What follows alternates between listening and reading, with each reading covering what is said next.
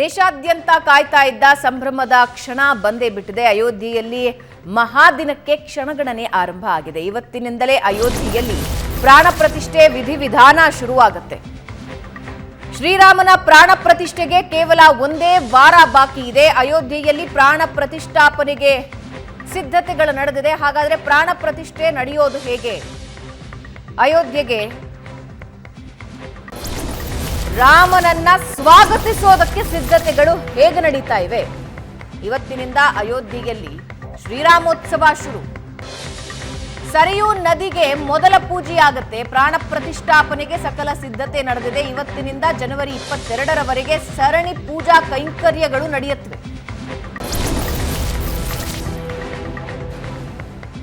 ರಾಮಲಲ್ಲಾ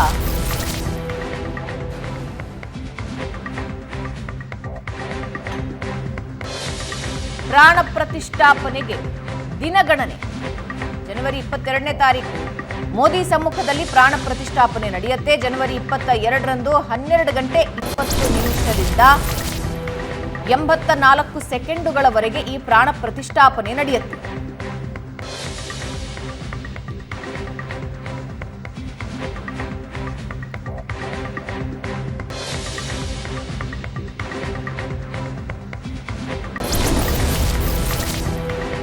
ವಾರಣಾಸಿ ಮೂಲದ ಗಣೇಶ್ವರ ಶಾಸ್ತ್ರಿ, ದ್ರಾವಿಡ ವಾರಣಾಸಿಯ ಲಕ್ಷ್ಮೀಕಾಂತ ದೀಕ್ಷಿತರ ನೇತೃತ್ವದಲ್ಲಿ ಪ್ರಾಣ ಪ್ರತಿಷ್ಠಾಪನೆಯಾಗುತ್ತೆ. ಜನವರಿ 23ರಿಂದ ರಾಮನ ದರ್ಶನಕ್ಕೆ ಸಾರ್ವಜನಿಕರಿಗೆ ಅವಕಾಶ ಇರುತ್ತೆ.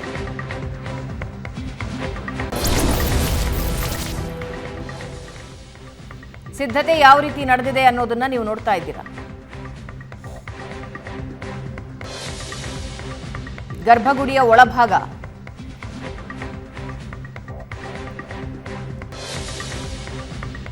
ಶತಮಾನಗಳ ಕನಸು.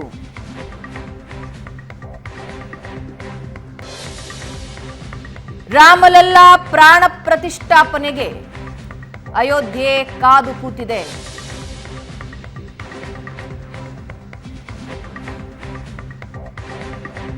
ಬಹಳ ಸುಂದರ ಕೆತ್ತನೆಗಳನ್ನ ಒಳಗೊಂಡ ರಾಮ ಮಂದಿರ ಹೂಗಳಿಂದ ಸಿಂಗಾರಗೊಂಡಿದೆ. ರಾಮ ಮಂದಿರ ಮಾತ್ರ ಅಲ್ಲ, ಅಯೋಧ್ಯೆಯೇ ಸಿಂಗಾರಗೊಂಡಿದೆ.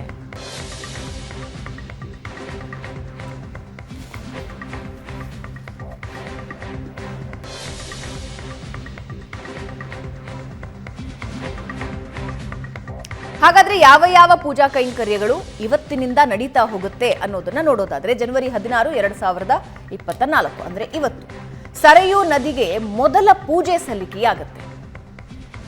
ಇನ್ನು ಹೊಸ ಮೂರ್ತಿಯನ್ನ ನಗರ ಪ್ರದಕ್ಷಿಣೆಯ ಮೂಲಕ ತೆಗೆದುಕೊಂಡು ಹೋಗಲಾಗುತ್ತೆ. ಏನು ಹೇಳ್ತಾರೆ ಅಂದ್ರೆ, ಇರುವ ಹಳೆಯ ದೇಗುಲಗಳೇನಿದೆ, ಪುರಾತನ ದೇಗುಲಗಳೇನಿದೆ, ಆ ರಸ್ತೆಯಲ್ಲಿ ರಾಮಲಲ್ಲಾನ ಮೂರ್ತಿ ತೆಗೆದುಕೊಂಡು ಹೋಗ್ತಾರೆ. ಇನ್ನು ಜನವರಿ 17ರಂದು ನಾಳೆ ವಿಘ್ನ ನಿವಾರಕ ಗಣೇಶನಿಗೆ ಮೊದಲ ಪೂಜೆ ಸಲ್ಲಿಕೆಯಾಗುತ್ತೆ. ಪ್ರಾಣ ಪ್ರತಿಷ್ಠಾಪನೆಗೆ ಅತಿ ಮುಖ್ಯ ವಿಧಿವಿಧಾನಗಳು ಶುರುವಾಗುತ್ತೆ ನಾಳೆಯಿಂದ. ಜನವರಿ 18ನೇ ತಾರೀಕು ಮಂದಿರ ಮಂಟಪದ ಶುದ್ಧೀಕರಣಕ್ಕಾಗಿ ಪೂಜೆ ಸಲ್ಲಿಸಲಾಗುತ್ತೆ. ವಾಸ್ತು ಪೂಜೆ ಆಗುತ್ತೆ, ವರುಣ ಪೂಜೆ ಆಗುತ್ತೆ, ಗಂಗೆ ಪೂಜೆ ಆಗುತ್ತೆ.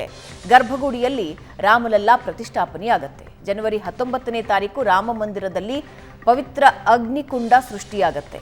ಆವತ್ತೇ ವಿವಿಧ ಹೋಮಗಳು ನಡೆಯುತ್ತವೆ, ಯಜ್ಞಗಳು ಆರಂಭ ಆಗತ್ತೆ. ಜನವರಿ 20ನೇ ತಾರೀಕು ಮಂದಿರದ ಗರ್ಭಗುಡಿಯಲ್ಲಿ 81 ಕಲಶಗಳನ್ನ ಇಟ್ಟು ಪೂಜೆ ಸಲ್ಲಿಸಲಾಗುತ್ತೆ. ಅದಾದ ಮೇಲೆ ಪುರೋಹಿತರಿಂದ ಹೋಮ ಹವನ ಆರಂಭ ಆಗುತ್ತೆ. ಜನವರಿ 21ನೇ ತಾರೀಕು ರಾಮಲಲ್ಲಾ ಮೂರ್ತಿಗೆ ವಿವಿಧ ಅಭಿಷೇಕಗಳು, ಪೂಜೆಗಳನ್ನ ನೆರವೇರಿಸಲಾಗುತ್ತೆ. ಪುರೋಹಿತರು ಯಜ್ಞಗಳನ್ನ, ಹೋಮಗಳನ್ನ ನೆರವೇರಿಸ್ತಾರೆ. ಇನ್ನು ಜನವರಿ 22ನೇ ತಾರೀಕು ರಾಮಲಲ್ಲಾ ಮೂರ್ತಿಗೆ ಪ್ರಾಣ ಪ್ರತಿಷ್ಠಾಪನೆ ಕಾರ್ಯ. ಪ್ರಧಾನಿ ಮೋದಿಯಿಂದ ಮೊದಲ ಮಂಗಳಾರತಿ ನೆರವೇರುತ್ತೆ. ಮೃಗಶಿರ ನಕ್ಷತ್ರದಲ್ಲಿ ಶ್ರೀರಾಮನಿಗೆ ಮೊದಲ ಪೂಜೆ ಸಲ್ಲಿಕೆಯಾಗುತ್ತೆ. ಇನ್ನು ಜನವರಿ 23ನೇ ತಾರೀಕು ಸಾರ್ವಜನಿಕರು ರಾಮಲಲ್ಲಾ ದರ್ಶನ ಪಡೆಯಬಹುದು. ಇದು ಇವತ್ತಿನಿಂದ ಜನವರಿ 23ರವರೆಗೆ ಏನೇನು ನಡೆಯುತ್ತೆ ಅನ್ನೋದನ್ನ ನಾವು ನಿಮಗೆ ಹೇಳ್ತಾ ಹೋದ್ವಿ. ಪ್ರಶಾಂತ್, ಒಂದು ವಾರ, ಆ ಒಂದು ವಾರದಲ್ಲಿ ಅಯೋಧ್ಯ ಪ್ರತಿದಿನವೂ ಹಬ್ಬ ನೋಡುತ್ತೆ, ಪ್ರತಿದಿನವೂ ಸಂಭ್ರಮ ನೋಡುತ್ತೆ, ಹಲವಾರು ಪೂಜೆ ಪುನಸ್ಕಾರಗಳನ್ನು ನೋಡುತ್ತೆ. ಏನು ಅನ್ನಿಸ್ತಾ ಇದೆ? 1 ವೀಕ್ ಟು ಗೋ. ಭಾಳ ನಿಶ್ಚಿತವಾಗಿ ನೋಡಿ, ಶತಶತಮಾನಗಳ ಒಂದು ನಿರೀಕ್ಷೆ ಇದು. ಅಂದರೆ ಅಯೋಧ್ಯಾವಾಸಿಗಳಿಗಂತೂ ಯಾವತ್ತಿನಿಂದ ತಲೆಮಾರುಗಳು ಉರುಳ್ತಾ ಹೋದವು. ಅಯೋಧ್ಯೆಯಲ್ಲಿ ಒಂದು ಭವ್ಯವಾದ ಒಂದು ರಾಮ ಮಂದಿರ ನಿರ್ಮಾಣ ಆಗಬೇಕು ಅಂತಕ್ಕಂಥ ಒಂದು ಕನಸಿತ್ತು. ಅದಕ್ಕೊಂದು ರಕ್ತಸಿಕ್ತವಾಗಿರ್ತಕ್ಕಂಥ ಇತಿಹಾಸವೂ ಇದೆ. ಇದು ಕೇವಲ ಅಂದರೆ ಒಂದು ಮೂರ್ತಿಯನ್ನಿಟ್ಟು ಒಂದು ದೇವಸ್ಥಾನವನ್ನು ಕಟ್ಟಿ ನಡೀತಾ ಇರತಕ್ಕಂಥ ಒಂದು ಪ್ರಾಣ ಪ್ರತಿಷ್ಠೆ ಅಲ್ಲ. ಪ್ರಭು ಶ್ರೀರಾಮಚಂದ್ರನ ತವರೂರಿನಲ್ಲಿ ಆತನ ಜನ್ಮಸ್ಥಾನದಲ್ಲಿ ಒಂದು ಮಂದಿರ ನಿರ್ಮಾಣ ಆಗಬೇಕು ಅಂತಕ್ಕಂಥ ಕನಸು ಸುಮಾರು 500 ವರ್ಷಗಳಿಂದ ಇದೆ. ಯಾಕಂದರೆ ನೋಡಿ, ಬಾಬರ್ನ ಸೇನಾಧಿಪತಿ ಮೀರ್ ಬಾಕಿ ಅದನ್ನು ಒಡೆದ ನಂತರ 300 ವರ್ಷ ಅಲ್ಲಿ ಯಾವುದೇ ರೀತಿಯಾಗಿರ್ತಕ್ಕಂಥ ಮಂದಿರದ ಪೂಜೆಗೂ ಅವಕಾಶ ಇರಲಿಲ್ಲ, ಮಂದಿರದ ಒಳಗಡೆ ಹೋಗಲಿಕ್ಕೆ ಅವಕಾಶ ಇರಲಿಲ್ಲ. ಸ್ವಲ್ಪ ಮಟ್ಟಿಗೆ ಮೊದಲ ಮಹಾಯುದ್ಧ ಅಂದರೆ ವಿಶ್ವದ ಈ ಪ್ರಥಮ ಸ್ವಾತಂತ್ರ್ಯ ಸಂಗ್ರಾಮ ಏನು 1857ರಲ್ಲಿ ನಡೀತು. ಅದಾದ ನಂತರದ ಬ್ರಿಟಿಷರ ಜೊತೆಗಿನ ಸ್ವಲ್ಪ ಮಟ್ಟಿಗಿನ ಹೋರಾಟದ ಸಂಘರ್ಷದ ನಂತರ ಮೊದಲ ಬಾರಿಗೆ ಅಲ್ಲಿಗೆ ಪೂಜೆಗೆ ಸ್ವಲ್ಪ ಅವಕಾಶ ಸಿಕ್ತು, ಒಳಗಡೆ ಹೋಗಲಿಕ್ಕೆ ಅವಕಾಶ ಸಿಕ್ತು. ಮತ್ತು ಅಲ್ಲಿನ ಮೂರ್ತಿಗಳು ಇಲ್ಲದಂಥದ್ದು 1947ರಲ್ಲಿ 49ರಲ್ಲಿ ಮೂರ್ತಿಗಳನ್ನು ಅಲ್ಲಿ ತಂದಿಡಲಾಯಿತು. 86ರಲ್ಲಿ ಒಳಗಡೆ ಹೋಗಲಿಕ್ಕೆ ಪ್ರವೇಶ ಪೂಜೆಗೆ ಅವಕಾಶ ಸಿಕ್ತು. 92ರಲ್ಲಿ ವಿವಾದಿತ ಕಟ್ಟಡವೇ ಧ್ವಂಸ ಆಯಿತು. ಅಲಹಾಬಾದ್ ಹೈಕೋರ್ಟ್, ಸುಪ್ರೀಂ ಕೋರ್ಟ್ನ ತೀರ್ಪಿನ ಅಂದರೆ ಒಂದು ಸುದೀರ್ಘವಾಗಿರ್ತಕ್ಕಂಥ ಇತಿಹಾಸದ ನಂತರ ಅಲ್ಲಿ ಮೂರ್ತಿಗಳು ಪ್ರತಿಷ್ಠಾಪನೆಗೊಳ್ಳುತ್ತಾ ಇವೆ. ಭವ್ಯ ರಾಮ ಮಂದಿರದ ನಿರ್ಮಾಣ ಮತ್ತು ಅದರ ದರ್ಶನಕ್ಕೆ 23ರಿಂದ ಅವಕಾಶ ಸಿಗ್ತಾ ಇದೆ. ನನಗನ್ಸಿದ ಭಾವನ, ಈ ಪ್ರಾಣ ಪ್ರತಿಷ್ಠೆ ಪ್ರಾಯಶಃ ವಿಶ್ವದ ಬೇರೆ ಧರ್ಮಗಳಲ್ಲಿ ಈ ಪ್ರಾಣ ಪ್ರತಿಷ್ಠೆಯ ಕಾನ್ಸೆಪ್ಟೇ ಇಲ್ಲ. ಯಾಕಂದರೆ ಅವರು ಮೂರ್ತಿ ಪೂಜೆಯನ್ನೇ ನಂಬುವರಲ್ಲ. ಮೊದಲಿತ್ತೇನೋ, ಆದರೂ ಕ್ರಿಸ್ತ ಮತ್ತು ಈ ಒಂದು ಇಸ್ಲಾಮಿನ 2 ಸೆಮೆಟಿಕ್ ಮತಗಳು ಬಂದ ನಂತರ ಮೂರ್ತಿ ಪೂಜೆ ಬಹುತೇಕ ವಿಶ್ವದ ಬೇರೆ ಬೇರೆ ಭಾಗಗಳಲ್ಲಿ ಮೂರ್ತಿ ಪೂಜೆ ಇಲ್ಲ, ಸ್ವಲ್ಪ ಕೆಲ ಪ್ರದೇಶಗಳಲ್ಲಿವೆ. ಹೀಗಾಗಿ ಅನೇಕರು ಪ್ರಶ್ನೆಯನ್ನು ಕೇಳ್ತಾರೆ, ಮನುಷ್ಯನೇ ತಯಾರಿಸಿದ ಕಲ್ಲಿನ ಮೂರ್ತಿ ಅದು ಮನುಷ್ಯನಿಗೆ ದೇವರಾಗೋದು ಹೇಗೆ ಅಂತಕ್ಕಂಥದ್ದು. ಅದೇ ಭಾರತೀಯ ಸಂಸ್ಕೃತಿ. ಮನುಷ್ಯ ತಯಾರಿಸಿದ ಆಟೋಮೊಬೈಲ್ ಕಾರ್ಗಳು ಮನುಷ್ಯ ಯೋಚನೆಯೂ ಮಾಡಲಾರದಷ್ಟು ವೇಗವಾಗಿ ಚಲಿಸಬಲ್ಲವಾದರೆ, ಮನುಷ್ಯನೇ ತಯಾರಿಸಿದ ಉಪಗ್ರಹಗಳು ಆಕಾಶದಲ್ಲಿ ಹಾರಾಡಬಲ್ಲು ಆದರೆ, ಮನುಷ್ಯನೇ ಪ್ರಾಣ ಪ್ರತಿಷ್ಠೆ ಮಾಡಿರ್ತಕ್ಕಂಥ ವಿಗ್ರಹಗಳು, ಈಗ ಅನೇಕ ವಿಗ್ರಹಗಳು ನಾವು ಕಾಣ್ತೀವಿ, ಎಲ್ಲವನ್ನೇ ನಾವು ಪೂಜೆ ಮಾಡಲ್ಲ. ಯಾವ ವಿಗ್ರಹಗಳಿಗೆ ಪ್ರಾಣ ಪ್ರತಿಷ್ಠೆಯನ್ನು ಮಾಡ್ತೀವಿ ಆ ವಿಗ್ರಹಗಳಿಗೆ ಪೂಜೆ ಪುನಸ್ಕಾರ ಮಂತ್ರೋಚ್ಚಾರಣೆ ನಡೀತಾ ಇರುತ್ತೆ. ಆ ದೃಷ್ಟಿಯಿಂದ ಇದೊಂದು ಅಪರೂಪದ ಒಂದು ಪೂಜಾ ಪದ್ಧತಿ ಭಾರತದಲ್ಲಿ ಪ್ರಾಚೀನ ಕಾಲದಿಂದಲೂ ನಡ್ಕೊಂಡು ಬಂದಿದೆ. ಈಗ ಇಲ್ಲಿ ಮೂರ್ತಿ ಪೂಜನೆಯೇ ನಿಷಿದ್ಧ ಅಂತಕ್ಕಂಥ ಧರ್ಮಗಳ ಉಚ್ಚಾಯವನ್ನು ನಾವು ನೋಡಿದ್ದೀವಿ ಪಾಶ್ಚಿಮಾತ್ಯದಲ್ಲಿ, ಅರಬ್ ನಾಡಿನಲ್ಲಿ. ಆದರೆ ಭಾರತದಲ್ಲಿ ಯಾವತ್ತಿಗೂ ಕೂಡ ಮೂರ್ತಿ ಪೂಜೆಗೆ ಒಂದು ಪ್ರಾಶಸ್ತ್ಯ ಉಂಟು. ಮೂರ್ತಿ ಪೂಜೆಯೇ ಎಲ್ಲವೂ ಅಂತಕ್ಕಂಥದ್ದಲ್ಲ. ನಿರಾಕಾರ ನಿರ್ಗುಣ ಬ್ರಹ್ಮನವರೆಗೆ ಹೋಗುವ ಶಕ್ತಿ ಇದ್ದವ್ರು ಹೋಗ್ಬೋದು, ಸಾಮಾನ್ಯ ಪ್ರಜೆಗೆ ಮೂರ್ತಿ ಅಂತಕ್ಕಂಥದ್ದಿದೆ. ಆ ದೃಷ್ಟಿಯಿಂದ ನನಗನ್ಸುತ್ತೆ ರಾಮ ಮಂದಿರದ ನಿರ್ಮಾಣ, ಅಲ್ಲಿ ಮೂರ್ತಿ ಪೂಜನೆ, ಅಲ್ಲಿ ಪ್ರತಿಷ್ಠಾಪನೆ ನೋಡಿ, ನಾನು ಈಗಲೇ ನೋಡ್ತಾ ಇದ್ದೀನಿ ಬೆಂಗಳೂರಿನ ಅನೇಕ ದೇವಾಲಯಗಳಲ್ಲಿ ಈಗಲಿಂದಲೇ ದಿನವೂ ಹೋಮಗಳು ಅಂತ ನಡೀತಾ ಇದೆ. ಇನ್ನು ಅಯೋಧ್ಯೆಯಲ್ಲಿ ಯಾವ ರೀತಿಯ ಸಂಭ್ರಮಾಚರಣೆ ಇರ್ಬೋದು. ನಿನ್ನೆ ಅಜಿತ್ ಕೂಡ ಹೇಳ್ತಾ ಇದ್ರು ಹೇಗೆ ಅಯೋಧ್ಯೆ ಸಿಂಗಾರಗೊಂಡಿದೆ, ಅಯೋಧ್ಯೆಯ ಜನರಲ್ಲಿ ಒಂದು ರೀತಿಯಾಗಿದೆ. ಬರೀ ಹಿಂದೂಗಳಲ್ಲ, ಮುಸಲ್ಮಾನರಲ್ಲೂ ಆ ರೀತಿಯ ಉತ್ಸಾಹ ನೋಡ್ಲಿಕ್ಕೆ ಸಿಗ್ತಾ ಇದೆ.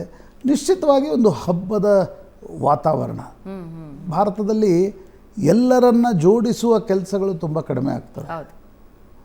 ಆದರೆ ರಾಮ ಎಲ್ಲರನ್ನ ಜೋಡಿಸ್ತಾ ಇದ್ದಾನೆ. ರಾಮ ನೋಡಿ, ಕಾಂಗ್ರೆಸ್ನವರು ಕೂಡ ನಿನ್ನೆ ಹೋಗಿ ಸರಯೂ ನದಿಯಲ್ಲಿ ಸ್ನಾನ ಮಾಡಿರ್ತಕ್ಕಂಥದ್ದು, ಪರ ವಿರೋಧಗಳ ಬಿಡಿ, ಅದು ರಾಜಕಾರಣದಲ್ಲಿ ನಡೀತವೆ. ಆದರೆ ಎಲ್ಲರನ್ನ ಜೋಡಿಸುವ ಒಂದು ಪ್ರತೀಕವಾಗಿ ರಾಮ. ಮತ್ತು ಈಗ ಅನೇಕರು ಕೇಳ್ತಾ ಇರ್ಬೋದು, ರಾಮ ಮೊನ್ನೆ ಯಾರೋ ಕೇಳ್ತಾ ಇದ್ರು ರಾಮ ದೇವರ ಅಂತಕ್ಕಂಥದ್ದು. ಪ್ರಾಯಶಃ ಭಾರತದಲ್ಲೇ ಈ ಪ್ರಕ್ರಿಯೆ ಇರೋದು. ಮನುಷ್ಯನೂ ಕೂಡ ತನ್ನ ಗುಣವಿಶೇಷಗಳಿಂದ, ತನ್ನ ಸ್ವಭಾವದಿಂದ, ತನ್ನ ಮೌಲ್ಯಯುತವಾಗಿರ್ತಕ್ಕಂಥ ಜೀವನದಿಂದ ದೇವರಾಗಬಲ್ಲ ಅನ್ನೋದಕ್ಕೆ ಭಾರತವೇ ಸಾಕ್ಷಿ. ರಾಮಕೃಷ್ಣ ಎರಡು ಪ್ರತೀಕಗಳು. ಒಂದು ತ್ರೇತಾಯುಗ, ಒಂದು ದ್ವಾಪಾರ ಯುಗ ಅಂತ ಏನು ಕರೀತಾರೆ. ಆ ಯುಗದಲ್ಲಿ ಹುಟ್ಟಿರ್ತಕ್ಕಂಥ ಒಬ್ಬ ಮಹಾರಾಜ ಚಕ್ರವರ್ತಿ, ಇನ್ನೊಬ್ಬವ ಕೃಷ್ಣ. ಈ ಇಬ್ಬರೂ ಕೂಡ ಭಾರತದಲ್ಲಿ ಶತಮಾನಗಳಿಂದ ಪೂಜಿಸಲ್ಪಡ್ತಾರೆ.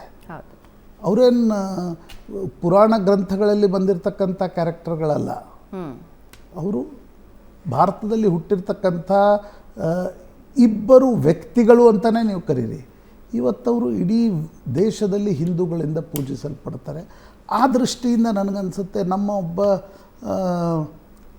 ಪೂರ್ವಜನಿಗೆ ಇಂಥ ಒಂದು ಮಂದಿರದ ನಿರ್ಮಾಣವೇ ಇರಲಿಲ್ಲ.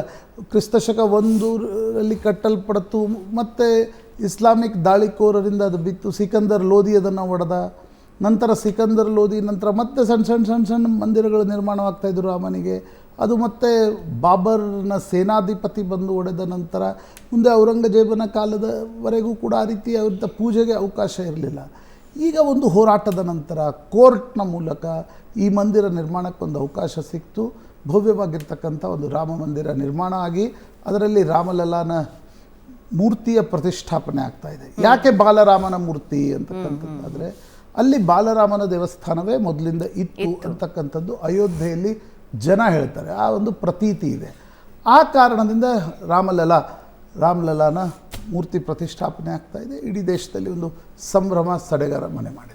ರೈಟ್. ಮುಂದಿನ ದಿನಗಳಲ್ಲೂ ಕೂಡ ಪ್ರಾಣ ಪ್ರತಿಷ್ಠಾಪನೆಯ ಪ್ರತಿಯೊಂದು ಹಂತದ ವಿಧಿವಿಧಾನಗಳಿಂದ ಹಿಡಿದು ಆ ಸಂಭ್ರಮನ ಏಷ್ಯಾನೆಟ್ ಸುವರ್ಣ ನ್ಯೂಸ್ನಲ್ಲಿ ನೀವು ನೋಡಬಹುದು. ನಮ್ಮ ಸಂಪಾದಕರಾದ ಅಜಿತ್ ಹನುಮಕ್ಕನವರ್ ಅಯೋಧ್ಯೆಯಿಂದಲೇ ನಿಮಗೆ ನೇರವಾಗಿ ಅಲ್ಲಿ ಏನೇನು ನಡೀತಾ ಇದೆ ಅನ್ನೋದ್ರ ಬಗ್ಗೆ ಅಪ್ಡೇಟ್ಸನ್ನು ನೀಡ್ತಾ ಹೋಗ್ತಾರೆ. ಈಗ ಒಂದು ಚಿಕ್ಕ ಬ್ರೇಕ್ ತಗೋಣ. ಬ್ರೇಕ್ನ ನಂತರ ಮತ್ತಷ್ಟು ಸುದ್ದಿ.